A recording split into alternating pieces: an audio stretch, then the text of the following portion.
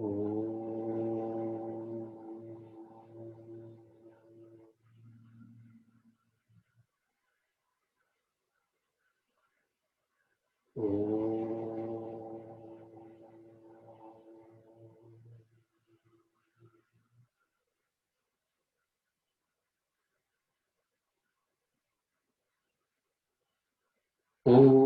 गणानां त्वा गणपतिगुं हवामहे कविं कवीनामुपमश्रवस्तमं ज्येष्ठराजं ब्रह्मणां ब्रह्मणस्पत आनशृण्वन्नोतिभिः सीदसादनम् ॐ श्रीमहागणपतये नमः।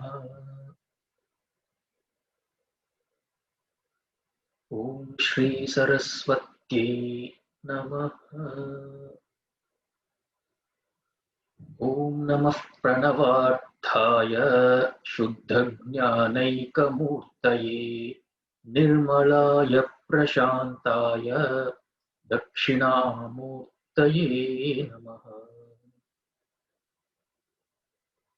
सदाशिवसमारम्भां शङ्कराचार्यमध्यमाम् अस्मदाचार्यपर्यन्तां वन्दे गुरुपरम्पराम्। गुरुर्ब्रह्मा गुरुर्विष्णुः गुरुर्देवो महेश्वरः गुरुरेव परं ब्रह्म तस्मै श्री गुरवे नमः। चिन्मयं व्यापि यत् सर्वं त्रैलोक्यं सचराचरं तत्पदं दर्शितं येन तस्मै श्री गुरवे नमः।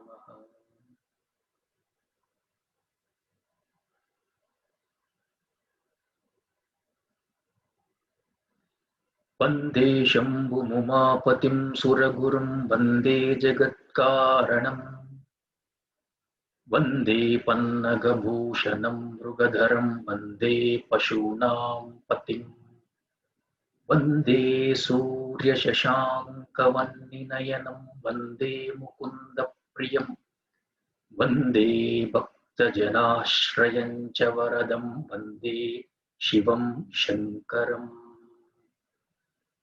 पीठं यस्य धरित्री जलधरकलशं लिङ्गमाकाशमूर्तिं नक्षत्रं पुष्पमाल्यं ग्रहगणकुसुमं चन्द्रवन्नर्क्यनेत्रम् कुक्षीसप्तसमुद्रं हिमगिरिशयनं सप्तपातालपादं वेदं वक्त्रं षडङ्गं दशदिशि वसनं दिव्यलिंगम Namami.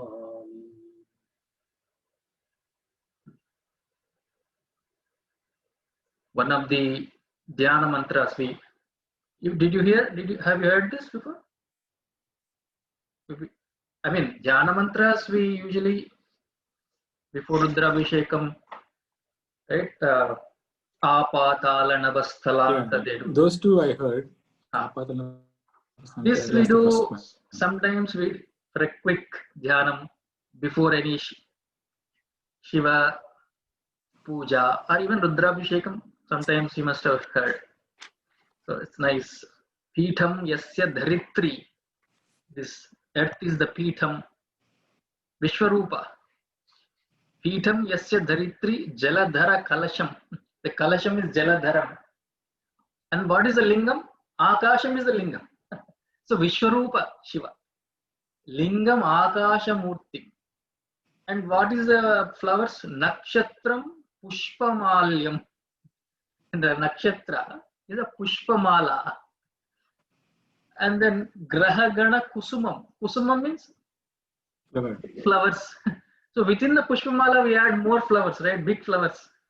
So the planets, Grahaganas are Kusumam. Grahagana Kusumam. Chandra, Vanni, Arka, Netram. The three eyes. Chandra, Agni, Vanni, Arka, the Surya. The three eyes. So it is a Vishwarupa description. Right? So in Hinduism, we always start with Ekarupa, graduate to Vishwarupa, and then finally graduate to Bahurupa. No, Vishwarupa is Bahurupa. Okay. Vishwarupa is Bahurupa anyway. Oneness, There is Brahman. Arupa, Nirguna. Arupa, no form. That is the final. You have to graduate to that. So in all the 10th chapter, Vibhuti Yoga, Vishwarupa Sandarshana Yoga of Gita, that's what Krishna is trying to nudge us, right? To Vishwarupa. So in between Ekarupa, Rama, Krishna, all these forms, and the Arupa, via media is Vishwarupa. So that you have to come to that stage. So in all the mantras we see the Vishwarupa description. In Vishnu Sahasranama, Bhupadho Yasya Nabihi Veda Suranilas Chandra Suryau Chanetri. Remember? Vishnu Sahasranama Dhyana. So that is the Vishwarupa is there in the Dhyanam also. Right. Where did we stop?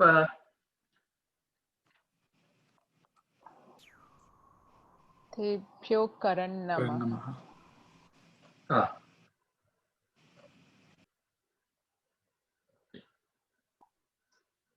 Sunita Garu, chant mantra, because anyway we are 4 of us, we'll take some time. Chant the mantra which is called the Kavacha mantra.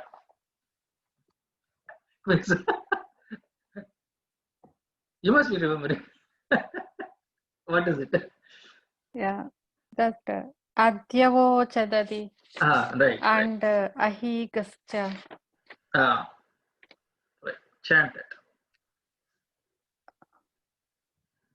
Adyavo Chadadi Vakta Prathamo Daivyo Bishak. Adhyavochadadi Vakta Prathamo Daivyo Vishak. Adyavo Chadadi Vakta Prathamo Daivyo Bishak. Ahigascha Sarvan Jambayant Sarvaschayatu Dhanya. Again? Ahigascha Sarvan Jambayant Sarvaschayatu Dhanya. Yatu Danyaha, because of your breathing, okay, fine. That's okay. Pravinaji, chant the mantra where the Devata is Adityatmaka Parameshwara. Easy, right? Adityatmaka Parameshwara. You want a hint? Somebody can give a hint, maybe. Udaharya. Yeah, that is also part of it. But where does it start? Asauyastambro starts from there. Right. And Mrudayatinaha it ends there. Okay.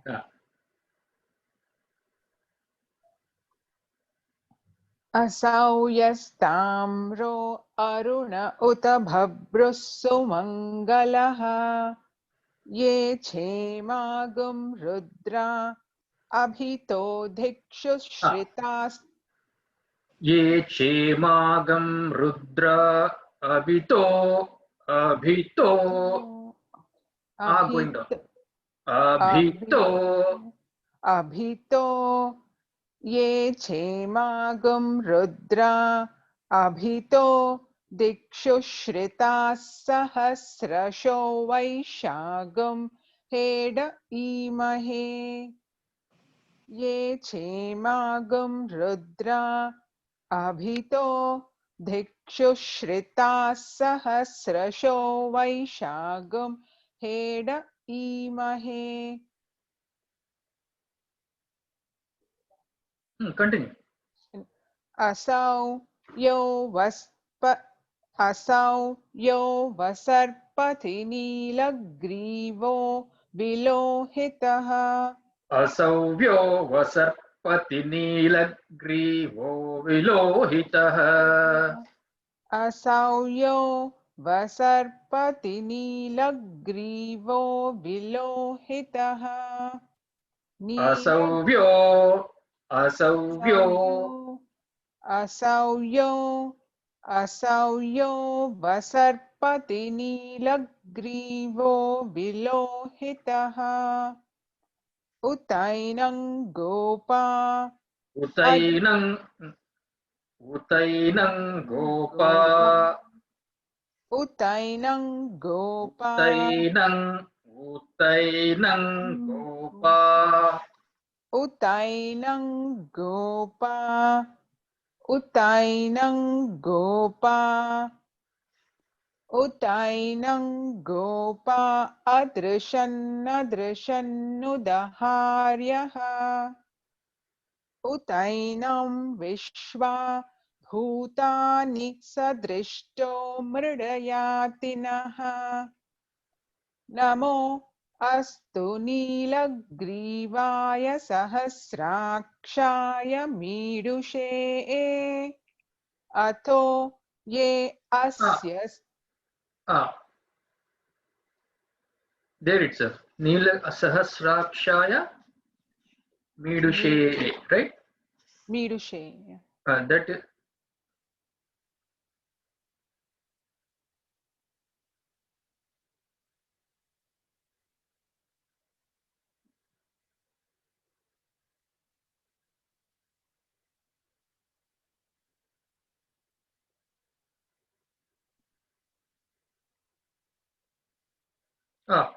I think Mudayati Naha is where that mantra which I mean we were talking about, right? That's where it ends, I think, right? Mudayati Naha. Namo Astu Neelagrivaya, I think the next mantra, isn't it? Yeah. That Adityatmaka Parameshwara mantra ends at Mudayati Naha. okay. Mudayati Naha.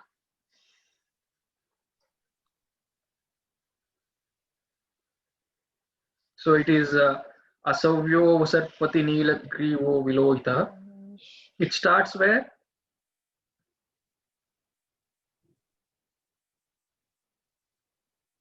Asavyastamro, that is also Adityatmaka Parameshwara. And also Asavyo Vasarpati Neelagrivo Vilohita up to Mudayati Naha. Right.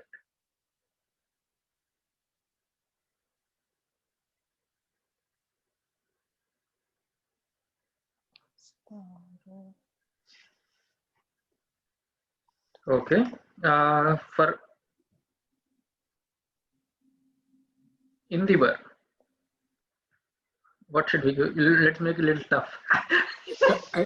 You just have to ask me to chant the remaining. Yeah. There is only one line left. No, before we have more, right?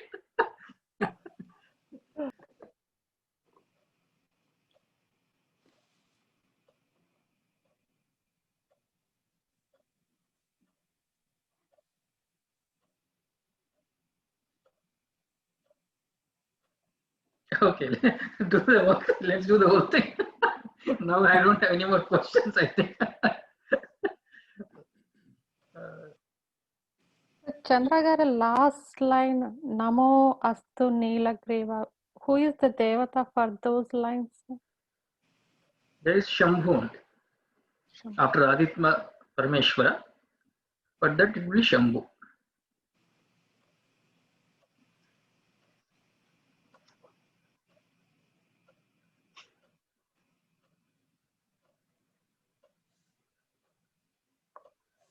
You want me to chant up to Karanamaha? Chant. Om Namo Bhagavate Rudraya. Om Namaste Rudra Manyava Utoda Ishave Namaha. Namaste Astu Dhanvane Bahubhya Mutate Namaha. Yata Ishasyavatama Shivam Babhuvate Danuhu. Shiva Sharavyaya Tavataya no Rudra Murdaya. Yate Rudra Shiva Tanura Ghora Papakashini. Tayanastanu Vashantamaya Girishanta Vichakashihi. Yamishum Girishanta Haste Bibharshastave. शिवान् गिरित्रतां कुर्माहिगुं Shiva पुरुषं जगत् शिवेन वचसा त्वा गिरिशाच्छा वदामसि गिरिशाच्छा शाच्छा शिवेन वचसा त्वा गिरिशाच्छा वदामसि यथा नः सर्वमिज्जगदयक्ष्मगुं सुमना असत् अध्यवोचधधिभक्ता प्रथमो दैव्यो बिशक् अहीगिश्च सर्वान् जम्भयत् सर्वाश्च यातु धान्यः जम्बयन् सर्वाश्च अहीगिश्च सर्वान् जम्भयन् सर्वाश्च यातु धान्यः असौ यस्ताम्रो अरुण उत बभ्रुस्सु मङ्गलः ये चेमागुं रुद्र अभितो दिक्षु श्रिता सहस्रशो वैशागुं हेडयीमहे असव्यो वसर्पति नीलग्रीवो विलोहितः उतैनं गोप अदृसन्नदृसन्नुदहार्यः उतैनं विश्वभूतानि सदृष्टो मृडयातिनः नमो अस्तु नीलग्रीवाय सहस्राक्षाय मीडुषे अथो ये अस्य सत्पानो हन्तेभ्यो करन्नमः. When you are doing like ye chemagam rudra, you're little bit extend bit a bit. You're using rudra and then utainang gopa, you're saying Okay. utainang gopa, extend that a bit. Ye chemagam rudra. Abhito. Okay. So I can join Rudra and little bit and then join that with Abhito. Ye chemagum Rudra Abhito Dikshu Srita You don't have to join. You don't have to join, but extend that a bit. Okay. That's separate only. Yeah. Okay. Which is the second one you said? Utainang gopa. You said utainang gopa, something like Right. that. Okay. Sunita, you chant the whole thing.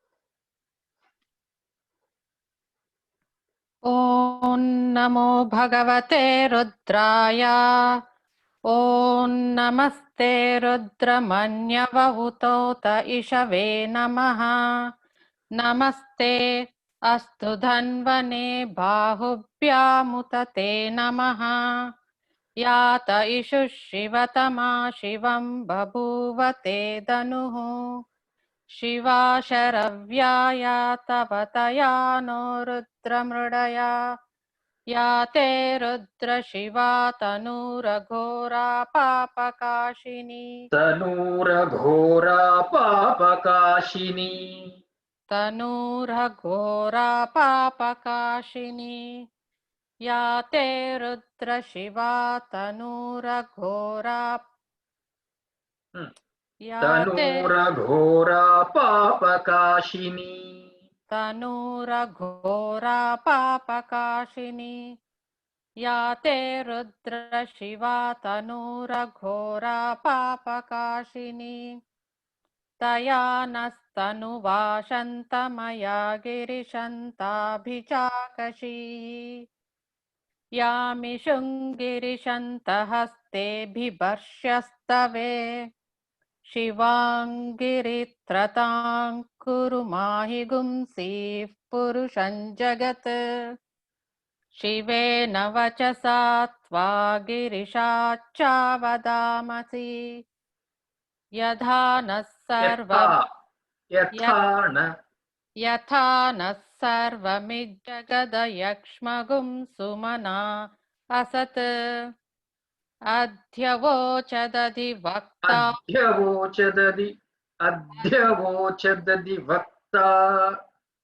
अध्यवोचदधि वक्ता प्रथमो दैव्योऽभिषक् अहीगश्च सर्वान् जम्बयन् सर्वाश्च यातु धान्यः असौ यस् ताम्रो अरुण उत बभ्रुस्सु मङ्गलः ये चेमागुं रुद्रा अभितो दिक्षु ये चेवागं रुद्रा अभितो दिक्षुश्रिता सहस्रशो वैशागुं हेड ईमहे ये चेमागुं रुद्रा अभितो दिक्षु श्रिताः सहस्रशो वैशागुं हेड ईमहे असौ यो वसर्पति नीलग्रीवो विलोहितः उतैनं गोपा अदृशन्नदृशन्नुदहार्यः उतैनं विश्वा भूतानि सदृष्टो मृडयातिनः नमो अस्तु नीलग्रीवाय सहस्राक्षाय मीडुषे अथो ये अस्य सत्त्वानो हन्तेभ्यो करन्नमः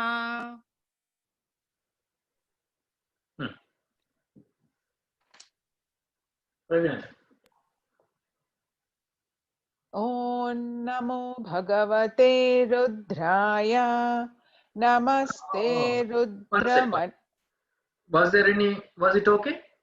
First part, the first line in the word. There is no Anudata and Ka. No, just plain. Bhagava is plain. Om Namo Bhagavate Rudraya. ॐ नमो भगवते रुद्राय नमस्ते रुद्रमन्यव उतोत इषवे नमः नमस्ते अस्तु धन्वने बाहुभ्यामुत ते नमः यात इषु यात इषु शिवतमा यात इषु शिवतमा शिवं बभूव ते धनुः शिवा शरव्याया तव तया नो रुद्रमृडयानो तव तया नो शिवा शरव्याया तव तया नो रुद्रमृडय शिवा शरव्याया तव तया नो रुद्रमृडया शिवा शरव्याया तव तया नो रुद्रमृडया या ते रुद्र शिवा तनूरघोरा पापकाशिनी तया नस्तनुवाशन्तमया गिरिशन्ताभिचाकशीः यामिषुं गिरिशन्तहस्ते बिभर्ष्यस्थवे यामिषुं गिरिशन्तहस्ते बिभर्ष्यस्तवे यामिषुं गिरिशन्तहस्ते बिभर्ष्यस्तवे शिवाङ्गिरित्रतां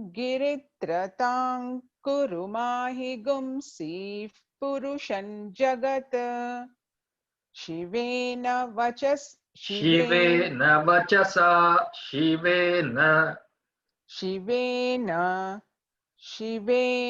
वचसा त्वा गिरिशाच्छावदामसि यथा नः सर्वमिज्जगदयक्ष्मगुं सुमना असत्. I think, is it because of the maybe I heard it was going fast, maybe because of the speed of your do it again. Yathana, do it again. Okay. Yatha na sarvamidjagadayakshmagum sumana asat. And it is better if you can do yatha na sarvamid instead of sarva. Many people say, but then to be better, yatha na sarvamid jagadayakshmagam sumana asat. Okay, I'll try. Yatha na sarvam यथा न सर्वमिज्जगदयक्ष्मगुं सुमना असत् अध्यवोचधदि वक्ता प्रथमो दैव्योऽभिषक् अहीगिश्च सर्वान् जम्भयन् सर्वाश्च यातु धान्यः असौ यस्ताम्रो अरुण उत भभ्रुः सुमङ्गलः ये असौ यस्ताम्रो, little pause, Aruna. Okay.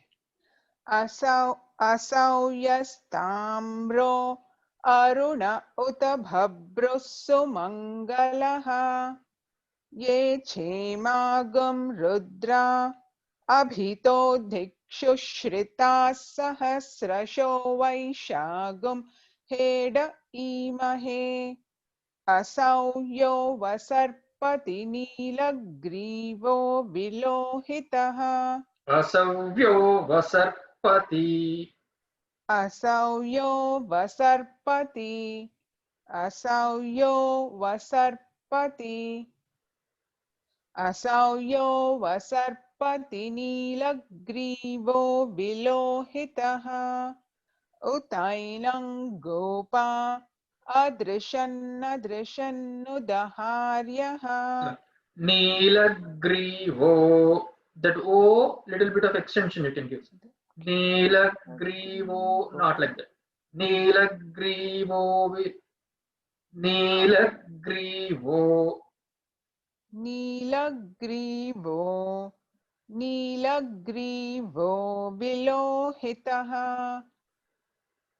उतैनं गोपा अदृशन्नदृशन्नुदहार्यः उतैनं विश्वा भूतानि सदृष्टो मृडयातिनः नमो अस्तु नीलग्रीवाय Namo, नमो नमो अस्तु नीलग्रीवाय सहस्राक्षाय मीडुषे नमो अस्तु नीलग्रीवाय सहस्राक्षाय मीडुषे अथो ये अस्य सत्त्वानो हन्तेभ्यो करन्नमः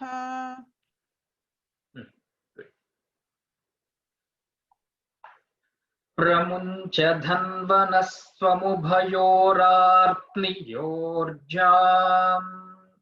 Sunita ji, do that. Pramunch. You're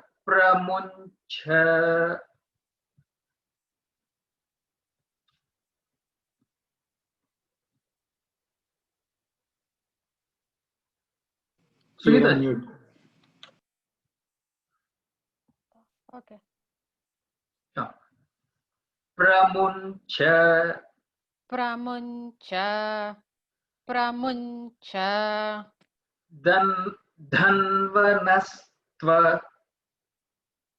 Dhanvanastva Dhanvanastvamubhayo. Dhanvanastvamubhayo Dhanvanastvamubhayo Rartni. Rartni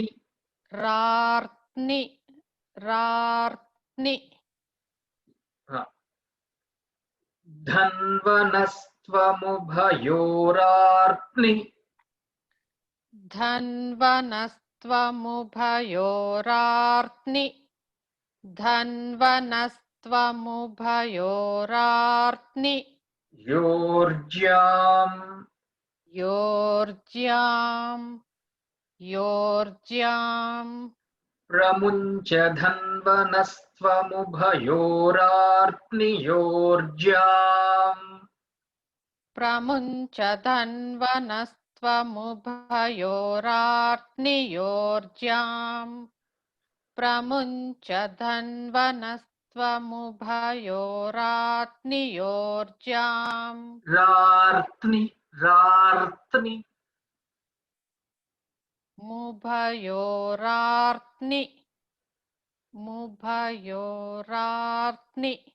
योर्ज्याम् रार्त्नि रार्त्नि प्रमुञ्च धन्वनस्त्वमुभयोरार्त्नियोर्जाम् प्रमुञ्च धन्वनस्त्वमुभयोरार्त्नियोर्ज्याम् प्रमुञ्च धन्वनस्त्वमुभयोरार्त्नियोर्ज्याम् Indigo? प्रमुञ्च धन्वनस्त्वमुभयोरार्त्नियोर्जाम् प्रमुञ्च धन्वनस्त्वमुभयोरार्त्नियोर्जाम्. That Rartni is coming? Yeah, right? Rartni. Yeah, Rartni yorjam. Rartni. Rartni. Okay. Pramuncha dhanvanastvamubayorartni yorjam. Are you hearing Rartni? Sunita? Ratni, no. Rartni. Okay. Ravina. प्रमुञ्च धन्वनस्त्वमुभयोरार्त्नि योर्जाम् प्रमुञ्च धन्वनस्त्वमुभयोरार्त्नि योर्जाम् Continue. Yaschate याश्चते hasta ishava हस्त इषव parata bhagavo vapa पराता भगवो वपा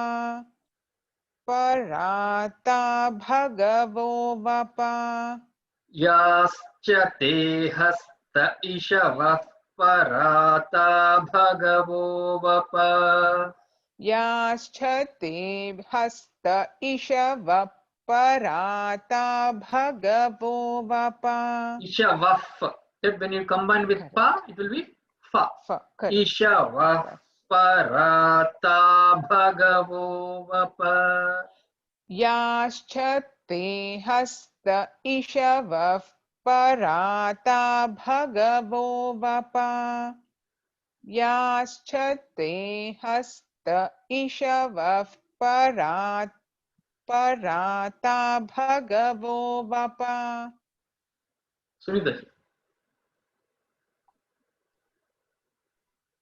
याश्चते हस्त इषवः पराता भगवो वपा याश्चते हस्त इषवः पराता भगवो वपा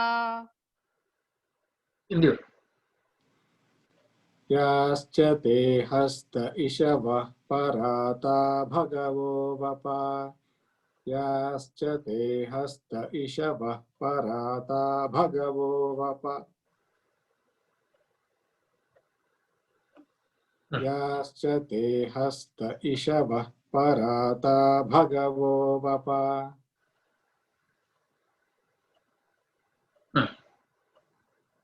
Pramuncha dhanvanastvamubhayorartniyorjam yaschate hasta ishava parata bhagavo vapa. That is one mantra. Continue. So 2 lines. Pramuncha dhanvanastvamubayorartniyorjam yaschate hasta ishava parata bhagavo vapa. Pramuncha dhanvanastvamubayorartniyorjam yaschate hasta ishava parata bhagavo vapa. Sunita.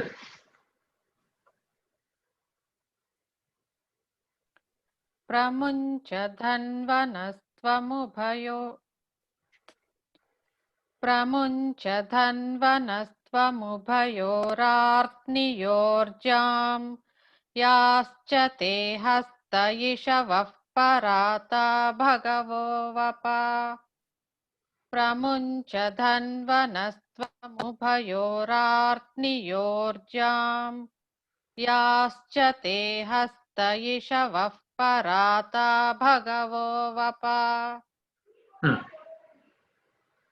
Praveen. प्रमुञ्च धन्वनस्त्वमुभयोरार्त्नि योज्यां याश्च ते हस्त इषवः पराता भगवो वपा प्रमुञ्च धन्वनस्त्वमुभयोरार्त्नि योज्यां याश्च ते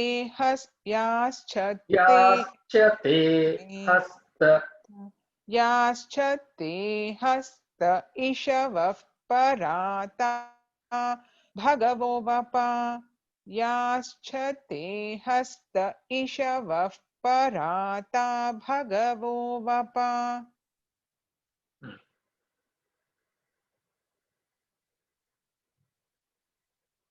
प्रमुञ्च धन्वनः उभयोः आर्त्नि. Pramuncha means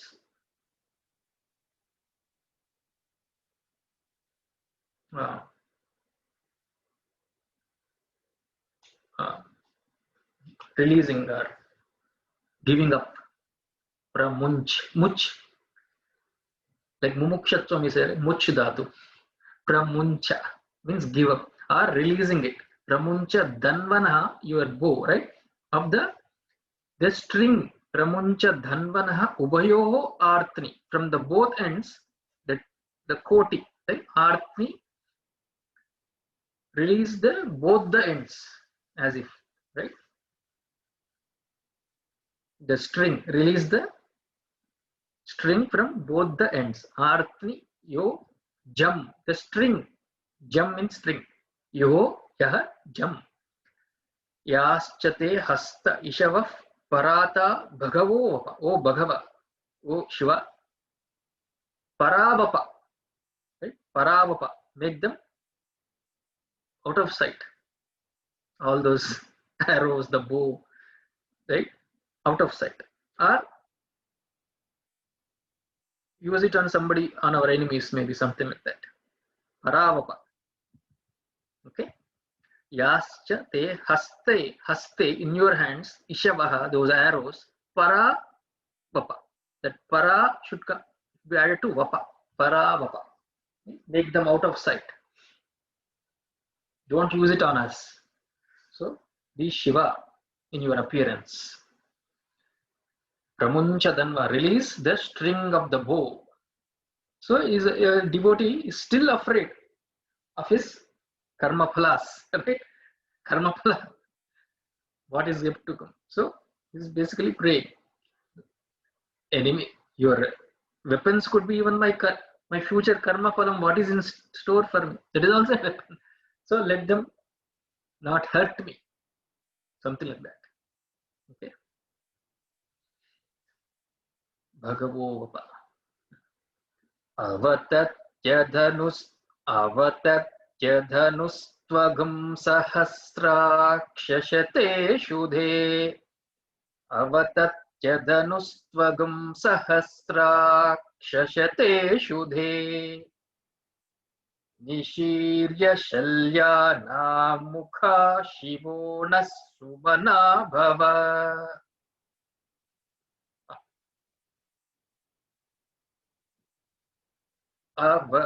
Avatatya dhanustvagam avatatya dhanustvagam sahasraksha shate shudhe Nishirya shalyana mukha shivo सुमना भव अवतत्यदनुस्त्वगं सहस्राक्ष शते शुधे निशीर्य शल्यानामुखा शिवो नः सुमना भव शिवो नः सुमना भव शिवो नः सुमना भव. That is one. Is it enough or you want me to speak? Try it, Hindi will try it. अवतत्य धनुस्त्वगुं सहस्राक्षशते शुधे अवतत्य धनुस्त्वगुं सहस्राक्षशते शुधे शते शुधे शते शुधे अवतत्य धनुस्त्वगुं सहस्राक्षशते शुधे निशीर्य शल्यानामुखा शिवो नः सुमना भव निशीर्य Rya, you have Swarita, right? right. Okay. Nishirya Shalyanam. Nishirya Shalyanamukha Shivo Nः Sumana Bhava. Nishirya Shalyanamukha Shivo Nः Sumana Bhava. Can I say both together? Yascha te hasta ishava. Avatatya. Sorry. Avatatya dhanustvagam. Okay. Avatatya dhanustvagam sahasrakshasate shudhe. Nishirya shilyanamukha shivo nः sumana bhava. Sunita. Avatatya dhanustvagam. अवतत्यदनुस्त्वगुं सहस्राक्षशते शुदे अवतत्यधनुस्त्वगुं सहस्राक्षशते शुदे निशीर्य शल्यानां Knee going down. Nishi.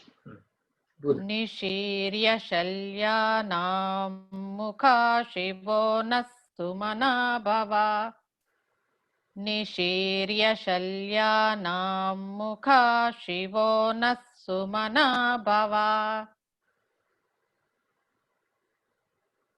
Once more. Both lines. अवतत्यदनुस्त्वगुं सहस्राक्षशते शुदे निशीर्य शल्यानां मुखा शिवो नः सुमना भव. Very nice.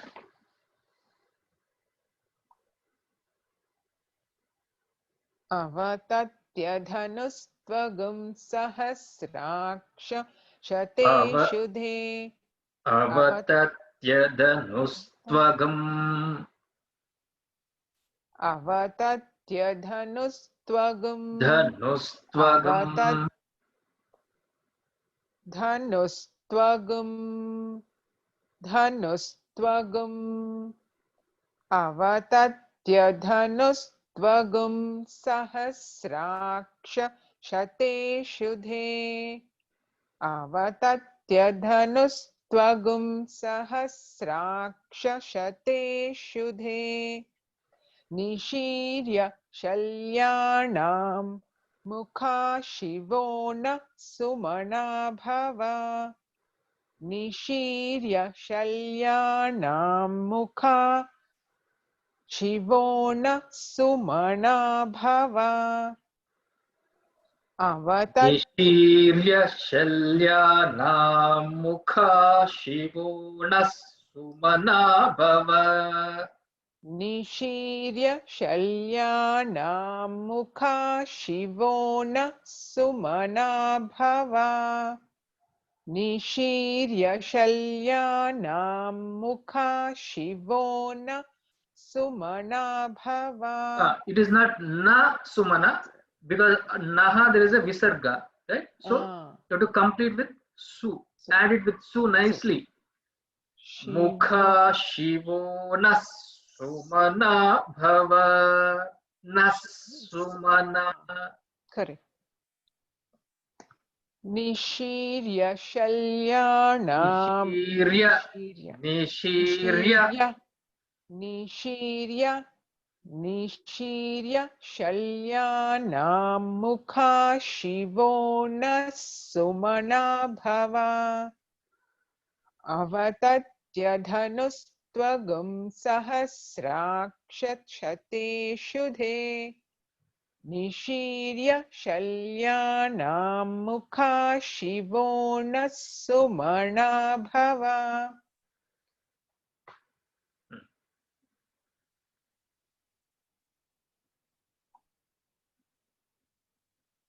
Was it good? Sundar? Right? Yes, Chandraji. Was it good? I said. Yes, it looks good. So what does it mean? Sahasraksha, we have seen. What is the Sahasraksha? One with many eyes. Yeah, same. Purusha Sukta. Sahasraksha.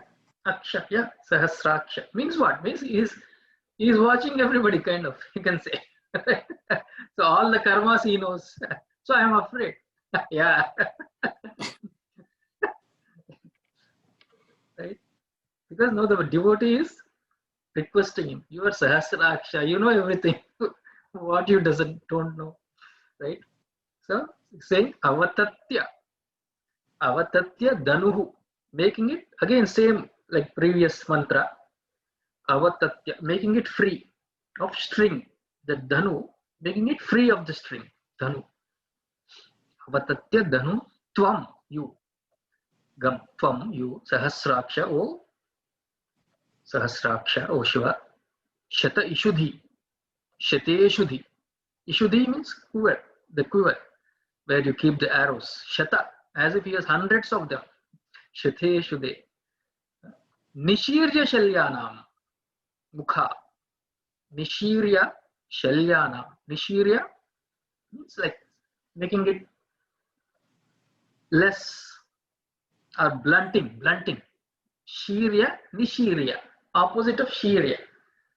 Sharpness. Removing that sharpness. Kind of. So that like a boy is praying. Now, right? Do that, do this. Remove that arrow. Remove the string also. Even if the arrow is there, remove the string. He's saying, remove the string. Why? What happens if the string is there? He's still afraid. If the string is there, he might still use it. Very nice. Even if it is there, use it on somebody else, not me. On the enemies. Nishirya. Blunting. Shalya. Nishirya. So blunting of the arrows. The blunting. The tip. The mukha means tip, the face of the arrow. It is so sharp, right? Mukha. Blunt it. Remove that sharpness. He's saying.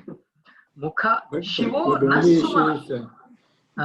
is once it is made blunt, if we need it, then it will be difficult, right? So I think I like the previous one where he said, keep it out of our sight, and you can take out whenever we need it.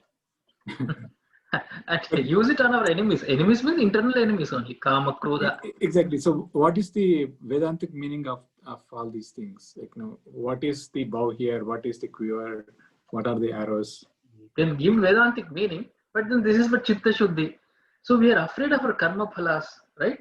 So this is for the Upasana. Upasana Ardham we are doing for Chitta Shuddhi. So Yeah. This is not, even though this is not Vedanta, this is in Purva Bhaga, still we can give Vedantic meaning because we are afraid, as a Jiva, afraid of our karma phalas. So let there be no troubles in my life, so that my path as a for the purusharthas that I am pursuing, especially not dharmartha kama anyway I know, but moksha purusharthas, I need to be fit. I need to have a proper mind. I need to have a qualified mind, right? So for all this, we're asking for our karma phalas, all the negative ones to be neutralized, so that I am preparing myself for the moksha purushartha. Chitta shuddhi only. So that's why even a sannyasi can chant this. When he has any troubles, right? So he says, by chanting Sri Rudram, one becomes free of all papas, papas of drinking, papa of, because we are, as a jiva, we are afraid of papas. Vedantic meaning we can give, but even before the Vedanta starts, we need chitta shuddhi, right? We are afraid of our papas. So you are free from the papa of killing a Brahmin, papa of Brahmahatya puto bhavati, so Agni puto bhavati, papa of stealing something like that. It is in Kaivalya, right? It comes. So one becomes free of papa of killing, stealing the gold, and also so on. So this is a mantra to remove the sufferings from our mind. Okay. So everything we are looking at Ishvara as a protector, not as a punisher, not as a chastiser. We are looking. So because we as jivas are afraid of our punya papas. Jiva itself means a combination of punya papa, right? Otherwise, if it is pure punyam, it is devatas. Pure papam, lower janmas. Combination of punya papa is jiva, manushya. Mishra, punya papa mishra. So this entire thing is to say that Rudra is more like a punisher. No. So no, don't look as a punisher, but as a protector. But I might, there can be a view that he is as though punishing, but then I am praying for him to be a protector. Sumana bhava, please be the pleasing mind towards me. Sumana bhava. Yeah? Shiva, auspicious form. Shiva naha sumana bhava. May you be auspicious form, of auspicious form, and have a blessing and have a nice pleasing mind towards me. Sumana bhava. So as a Bhakta is thinking that Lord Shiva is a punisher, right, Chandraji then? And he's not Punisher a protector. Punisher means it's as though the laws of the universe are acting against me for my punya and papa, right? Okay, for all my karmas. Okay. He is the holder of the laws of the universe. So I'm praying to that universal law, Ishvara, universal order, so that with that weapons mean that laws itself, the universal laws itself can be a weapon used against me. Because I'm a mixture of punya papa. So what papas unfolds, we don't know. So prayer is addressed to that order, universal order, the Ishvara, who is the wielder of the karma phala. That's why it's called karma phala dhata. Karma phala dhata.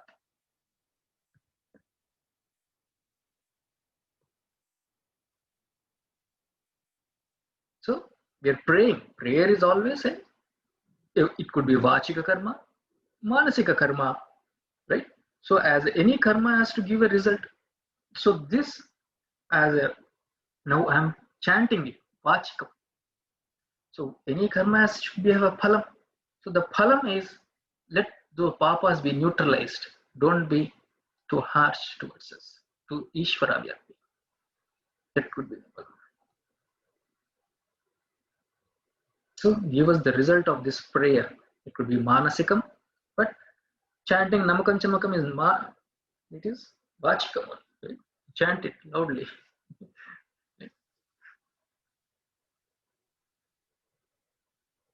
Finally, it is for the chitta shuddhi, antakarana shuddhi, sadhana chatushtaya sampatti prapti. Okay. Who is Devata here, Chandraji? Mm-hmm. Who is the Devata? Devata is Rudra only. No separate Devata. Rudra only is Devata. And Chandas is Anushtup only. Only the 3 lines where we chanted is different Chandas. It is not Anushtup. It is some Jagati, something like that. I think Jagati. So wherever there are 2 lines, it is all Anushtup. 32 syllables. 8 aksharas into 4 padas, right? Okay. Today 7:38, 9. So I think Shrutiji is not yet come yet. So I think we should get head start there also. Complete Gita Dhyanam and the revision by the time she joins. yeah, you can do it.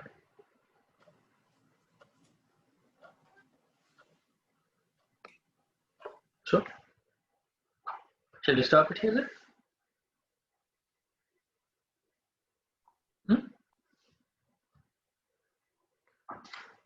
Om Tat Sat.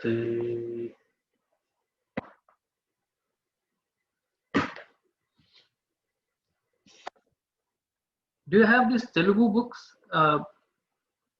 It is from Chinmayaranyam Publications. Do you have it, Indira? So if you don't have it, I suggest you get it. It has it has all the verses split into padas, 4 lines. So where you have to put the visarga, where you have to split. Oh, it is there in that? Very easy, yeah. Oh, excellent.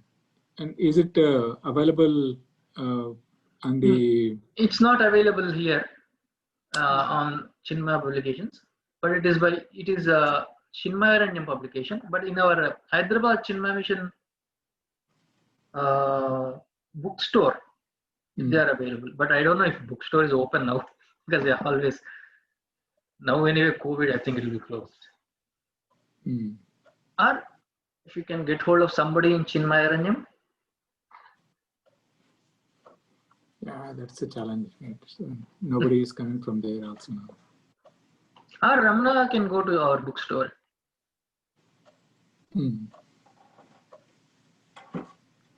Online ledu.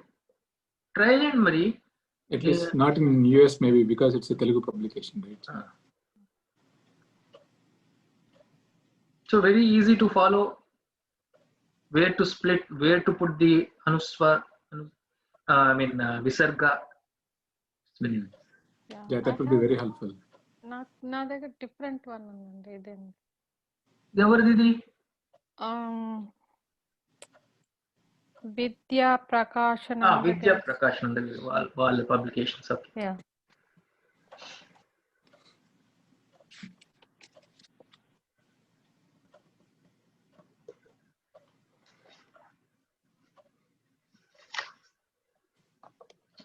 ఓం పార్థాయ ప్రతిబోధితాం భగవతా నారాయణేన స్వయం వ్యాసేన గ్రథితాం పురాణమునినా మధ్యే Mahabharatam అద్వైతామృతవర్షిణీం భగవతీం అష్టాదశాధ్యాయినీం అంభత్వామనుసందదామి భగవద్గీతే భగవద్వేషిణీ.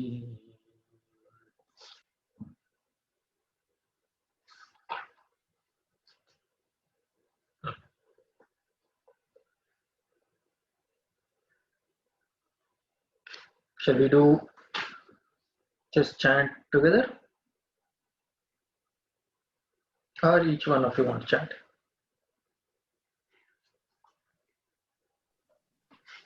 From the beginning or only from the last class? And only the last one, I think. Yeah, It's from in the last short class. one, right? Yeah. Yeah. Let's do from 11. 11.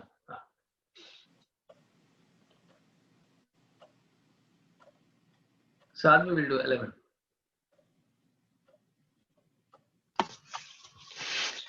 It's part 2. 11. Go to the beginning part? No. Yeah, beginning part, I think. Uncle, should I do the beginning? Yeah, Om Shri Paramatmane. Okay. Om Shri Paramatmane Namaha Atatvidyotyayah Sankhya Yogaha Shri Bhagavanuvacha Ashocyanan Vashochastvam Ashocyananvashocastvam.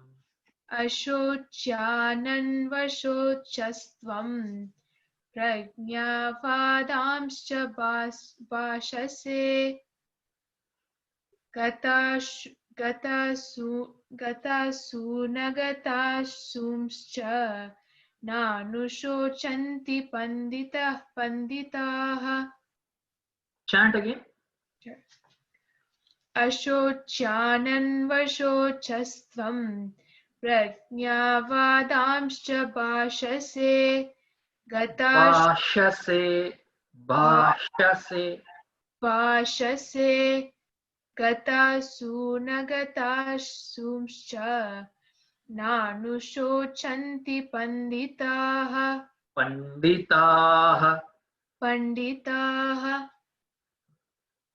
And in Swamiji's video, it is Gata Soonscha. So for when teaching, you can use that. But earlier, we learned as Gata Soomscha, which is, I thought, is the correct one. But in Swamiji's, it is Soonscha is there. So that's fine. You can use that also. Okay. Shrutiji, do the next one.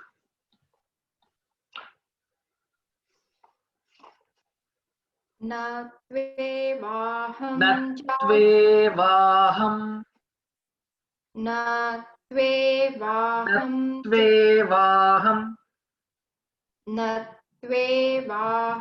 jatu nasam na tvam neme janadipaha na chaiva na bhavishyamaha sarve vayamatah param.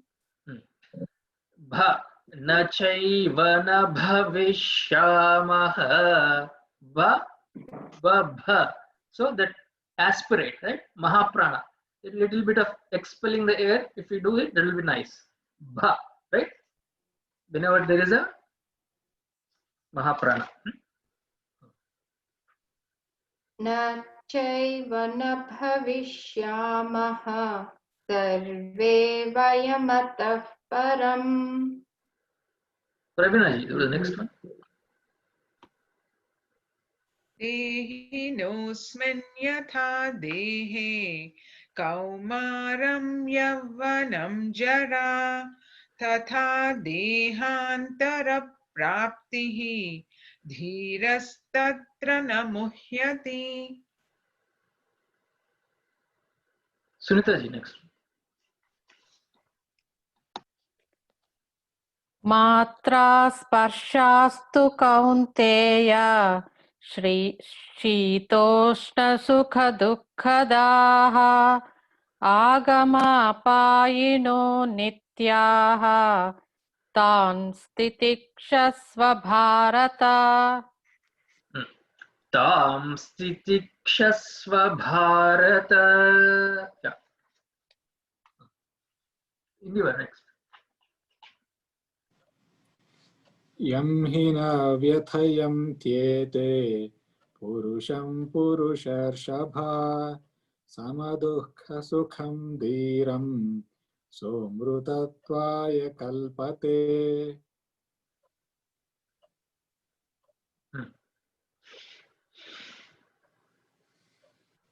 Shruti, next one.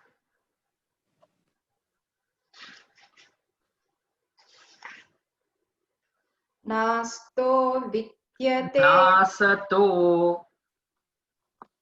नासतो विद्यते भावः नाभावो विद्यते सतः उभयोरपि दृष्टोऽन्तः त्वनयोस्तत्त्वदर्शिभिः त्वनयोस्तत्त्वदर्शिभिः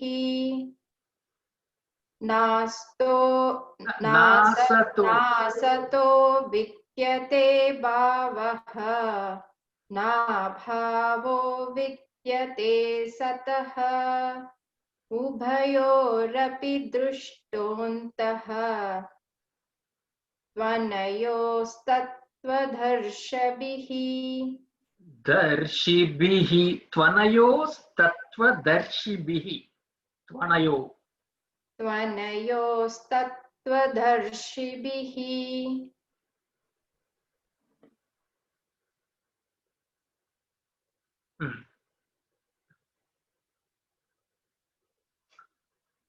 Sridhar, you chant.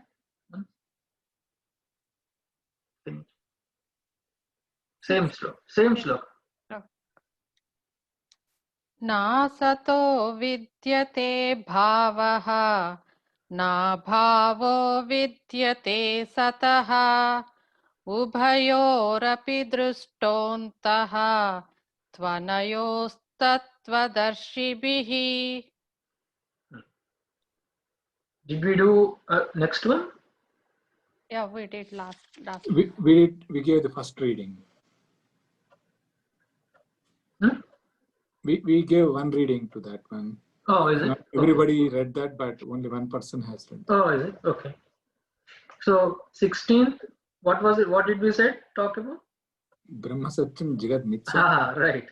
It is the whole Vedanta is trying to understand this. This is the crux of the whole Vedanta. This verse 16. Whole Vedanta is in this. Brahma Satyam Jagat Mithya. Right? It is after 30 years of Vedanta, only two things I didn't understand, Swamiji. What are the two things? I didn't understand what is Satyam and what is Mithya. whole Vedanta is this. So he understood Jagat very well. he understood Jagat. And Ulta, he understood Jagat as Satyam, Brahman is Mithya. Brahma is Mithya. So whole creation is Atma, Anatma. Atma is permanent, Mithya is impermanent. So Jagat is Mithya, unreal. So it should not, that means what? You should not have that emotional dependence on anything in this world, any blessed thing in this world, any person, even your own husband. Don't have any emotional dependence on Mithya Vastu. Any object, any being, any Mithya Vastu is impermanent, it is saying. That's what. It is hollow. So use Mithya for entertainment, fine. But Satyam for your own security, happiness and peace. Okay. So whole creation is nothing. We have a kid also on the call here, so. Fine. Yeah, So they're talking you about only Sat. Is talking this? to you, so. Okay. I don't want her to get scared. So he's talking about the intrinsic nature and borrowed nature. Like clay, the pot is borrowing the nature from the clay, right? So pot is borrowed existence, Mithya. But the clay is intrinsic, Swabhavikam. So there's a Asat, Nasato Vidyate Bhavaha, Na Bhavo Vidyate Sataha. So those who know this, they are called Tvanayoho Tattvadarshibhi. Those who see this difference means they are indirectly, Krishna is asking us to be like this, Tattvadarshi, to see what is Mithya and what is Satya. Okay, fine. Avinashi tu tad vidhi. One of you can chant.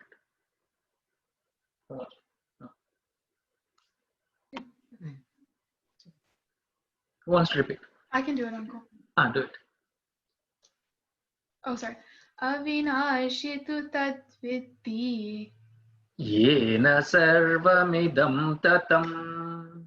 Yena sarvamidam tatam. Vinashamavyyasyasya. Vinashamavyyasyasya. Na kaschit kartumarhati. Na kaschit kartumarhati. Sundaji. Chant. Yes. Oh, okay. It's okay. Chant the whole sloka. Yes. That's it. Avinashi tu tat vidhi. Yene sarvamidam. Yena sarvamidam tatam.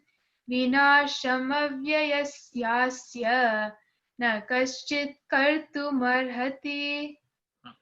And then when you say sarva, actually if you want to split it, sarva. Nice if you can say that. Okay.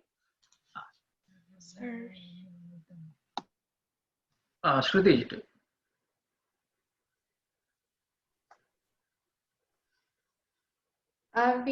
Avinashi tu tat vidhi. Tadvidhi. Avinashi tu tat vidhi. Tadvidhi. Tat vidhi. Tadvidhi. Vidhi. Vidhi. Tadvidhi. Tat vidhi. If you split it, it will be tat and vidhi. So tadvidhi. Avinashi tu tat vidhi. Vidhi. Yena Tadvidhi. tat vidhi. Avinashi tu tat vidhi. Yena sarvamidam tatam. Vinashamavyyasyasya. Vinashamavyyasyasya. Vinashamavyyasyasya. Vinashamavyyasyasya. Na kaschit kartumarhati. Avinashi tu tat vidhi. Vidhi. Again. Tat vidhi. Daku dhavat undi. I'm doing that. I'm not understanding. You're doing it, but again you're again going back. Yeah, I think it is stuck in the head, but it's not coming out of the mouth. No, tat vidhi only, right? No, tat vidhi. Tat vidhi. It's not vidhi, it is vidhi. Vidhi means knowing, to know. Vidhi, no. Vidhi.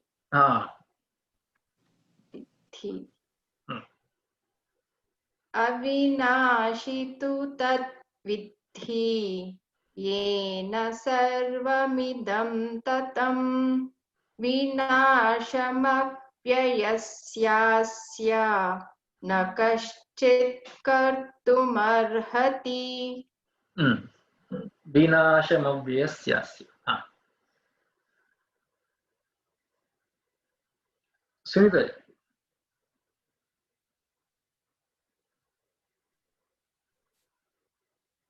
Avinashi tu tadvidhi. Yena sarvamidam tatam. Vinashamavyyasyasya. Na kaschit kartumarhati. Ravina. Avinashi tu tadvidhi. Yena sarvamidam tatam. Vinashamavyyasyasya. Na kaschit kartumarhati. There are no marks for tune. but we have in competition there are no marks, but it's better if you follow the tune also better. In the अविनाशितु तद्विद्धि येन सर्वमिदं ततं विनाशमव्ययस्यास्य न कश्चित् कर्तुमर्हति. that's vinasha vinasha विनाशमव्ययस्यास्य न कश्चित् कर्तुमर्हति.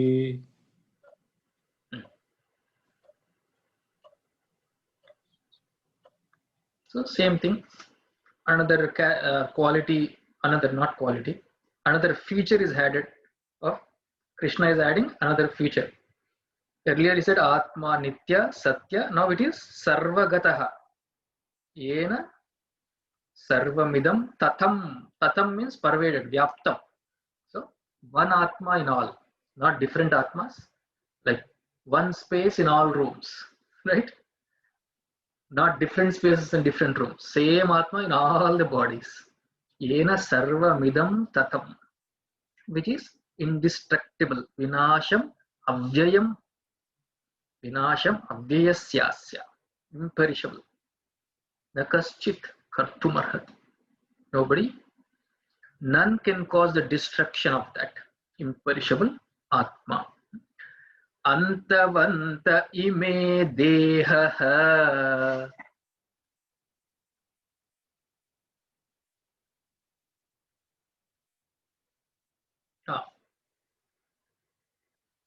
Shruti ji, do it. Antavanta ime dehaha.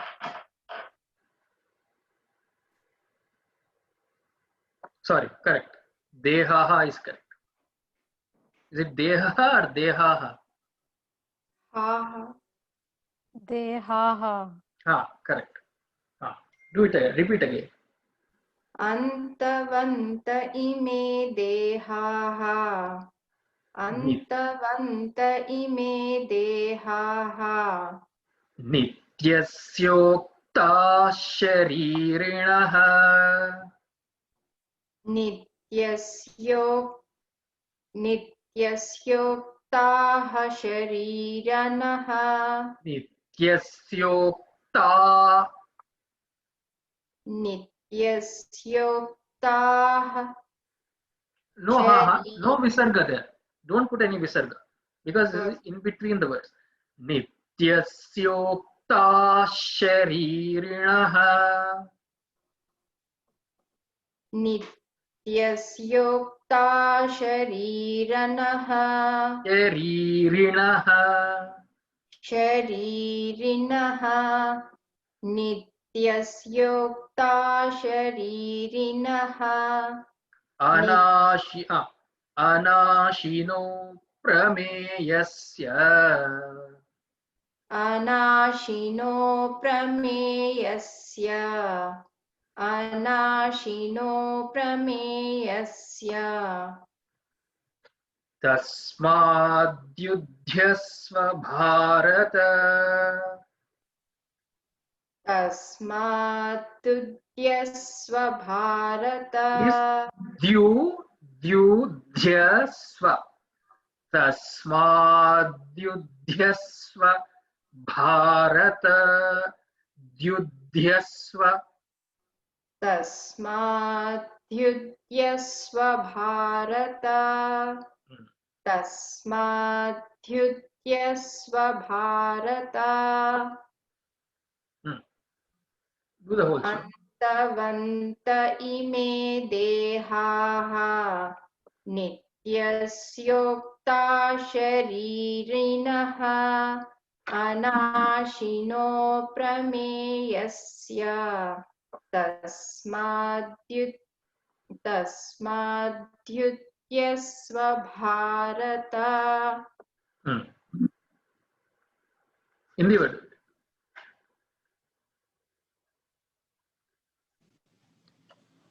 Antavanta ime dehaha नित्यस्योक्ता शरीरिणः अनाशिनो प्रमेयस्वा तस्मात् मेयस्य अनाशिनो प्रमेयस्य तस्माद्युध्यस्व भारत अन्तवन्त इमे देहाः नित्यस्योक्ता शरीरिणः अनाशिनो प्रमेयस्य तस्माद्युध्यस्व Bharata. And when you're saying anashino prameyasya, anashino little take your time,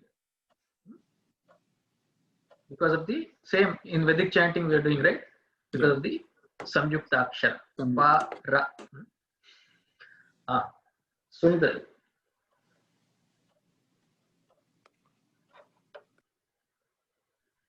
अन्तवन्त इमे देहाः नित्यस्योक्ता शरीरिणः अनाशिनो प्रमेयस्य तस्माद्युध्यस्व Bharata. It is sha, there is a sha and then another sha, right? It is double sha. Shavottu is there. Yes, yes. Nityasyokta sharirinaha. Instead of sharirinaha, little bit of emphasis. Ottu palakala. Yeah.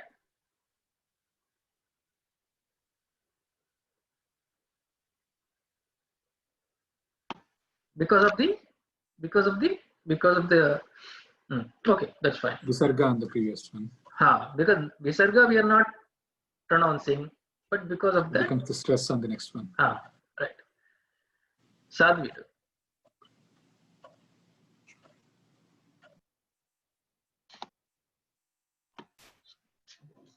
अन्तवन्त इमे देहाः नित्यस्योक्ता शरीरिणः अनाशिनो प्रमेयस्य तस्माद्युध्यस्व Bharata.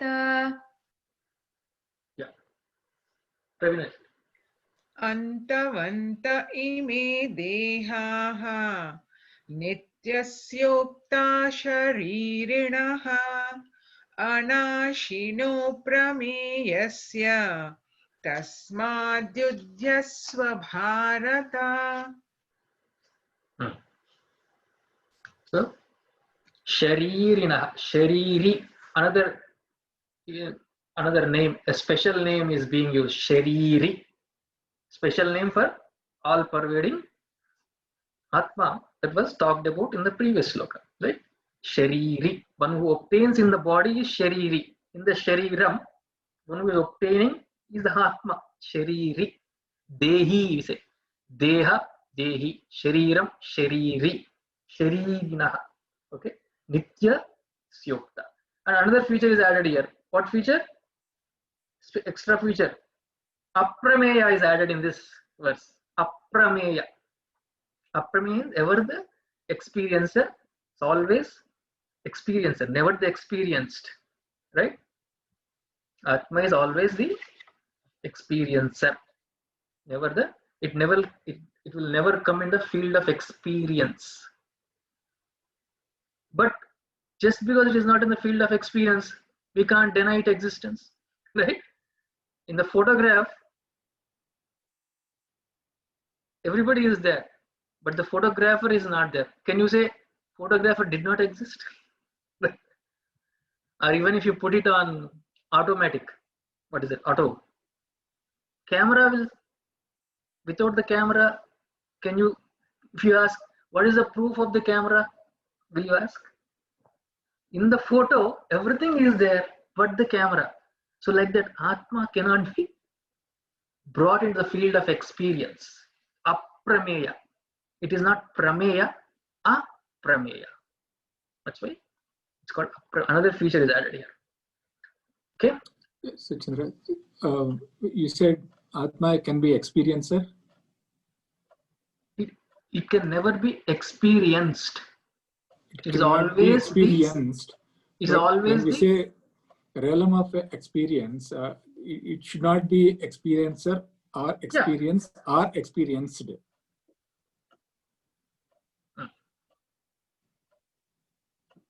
It is never an object of your knowledge, you can say. Yeah. It is not an object of knowledge. Prameya means object of knowledge. Aprameya is not an object of knowledge. Because why, you know? Why? It is you. That's why.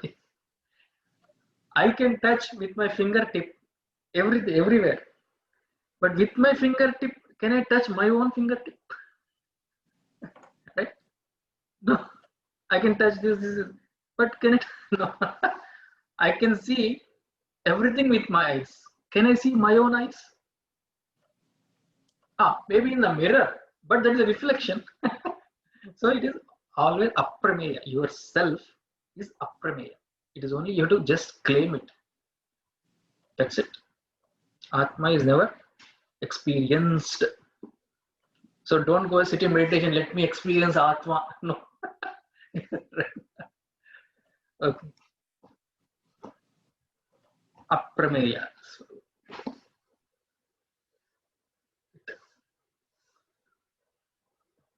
Sad will do the Shanti part. Sad will do the Shanti part. This closing prayers, uncle? Yeah, Shanti part. Sarve bhavantu sukhinah.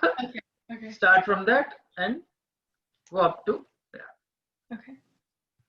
Om sarve bhavantu sukhinah, sarve santu niramayah, sarve bhadrani pashyantu, ma kaschit dukkha bhag bhavet.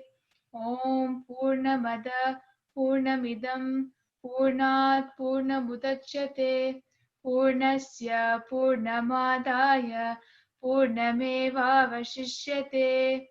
Om Shanti Shanti Shanti Harihi Om Shri Guru Bhyo Namaha Harihi Om. That's it. And when we say Shanti, after that there is a Visarga, right? The first two Shantis, there is a Visarga followed by another Sha. So what do you say? Shantish, Shantish. And the last one has a Visarga, you have to pronounce anyway. Shantihi, Shantish, Shantish, Shantihi. Hari Om. That's it. Thank you, Hari Om. Shanti. Thank you. Thank you. Hari Om. Thank you, Chandraji.